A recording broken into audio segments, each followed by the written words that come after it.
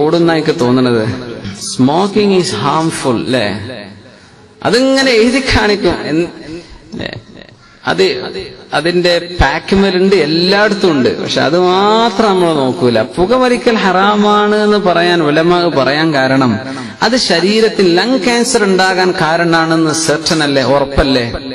ശ്വാസകോശത്തിന് cancer ഉണ്ടാക്കുന്ന സാധനമാണ് ഈ സ്മോക്കിൽ ഉപയോഗിക്കുന്ന സാധനം. അതിന്റെ മറ്റു വിഷയങ്ങളൊക്കെ ശരീരത്തിന് ഹാംഫുൾ, ശരീരത്തിന് ബുദ്ധിമുട്ടുണ്ടാക്കുന്നതെല്ലാം ഹറാമാണ്.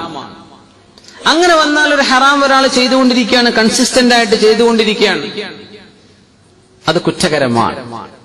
അപ്പൊ തിന്മയിൽ നിലനിൽക്കുന്നവൻ, ചെറുദോഷം സ്ഥിരമായി ചെയ്യുന്ന ആള് വൻദോഷം ചെയ്യുന്നവൻ ഫാസിഖുകളിൽ പെടുമെന്നാണ്.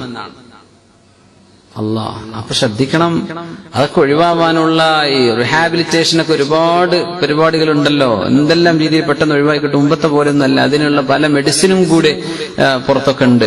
പിന്നെ താടി വടിക്കുന്ന ആള് ഫാസിഖാകുമോ? അപ്പോ താടി വടിയെ സംബന്ധിച്ച് ശാഫിഈ മദ്ഹബിന്റെ അഭിപ്രായം കറാഹത്തു തഹരീമിൻ, കറാഹത്താണ്, പക്ഷെ ഹറാമിന്റെ കുറ്റാണ് എന്നാണ്.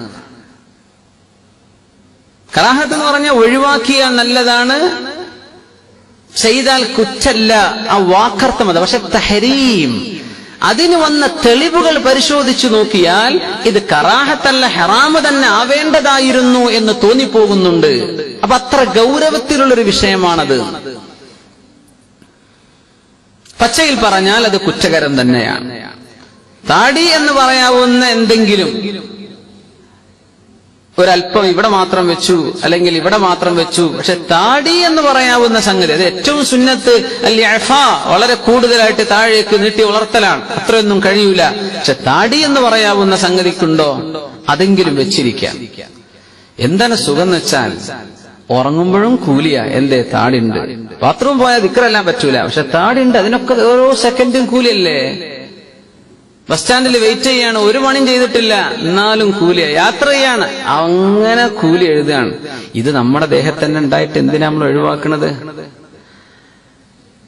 ഇനി ഞാൻ പറയണില്ല, ഇനി അപ്പുറത്ത് ചില ചോദ്യങ്ങളൊക്കെ വരാൻ സാധ്യത ഉണ്ട് അല്ലേ? അപ്പോ ഇൻഷാ അല്ലാഹ് നിങ്ങൾ ഓടിപ്പോലിട്ടോ, നമുക്ക് പരിഹാരം ഉണ്ടാക്കാം. ഇതാണ് സംഗതി. ഇൻഷാ അല്ലാഹ് നമ്മളത് വളർത്താൻ നോക്കി. ചെറുതായിട്ടെങ്കിലും നമുക്കൊരു താടി എന്ന് പറയാവുന്ന ഒരു സുന്നത്ത് എപ്പോഴും കിട്ടില്ല. നടന്നാലും ഇരുന്നാലും കിടന്നാലും ഉറങ്ങിയാലൊക്കെ അത് നമ്മളതിനെ നഷ്ടപ്പെടുത്തുന്നത്. അള്ളാഹു തൗഫീഖ് ചെയ്യുമാറാകട്ടെ. നിങ്ങൾ മനസ്സറിഞ്ഞ ആമീൻ പറഞ്ഞോ? അള്ളാഹു തൗഫീഖ് ചെയ്യുമാറാകട്ടെ. ആമീൻ. കുറച്ച് താടികളൊക്കെ അടുത്ത ആഴ്ച കിട്ടുമെന്നാണ് ഞാൻ വിചാരിക്കുന്നത്. ഇൻഷാ അല്ലാഹ്. അപ്പൊ നമ്മൾ ദുആ നടത്തണം ഇൻഷാ അല്ലാഹ്. അൽഹംദുലില്ലാഹി റബ്ബിൽ ആലമീൻ.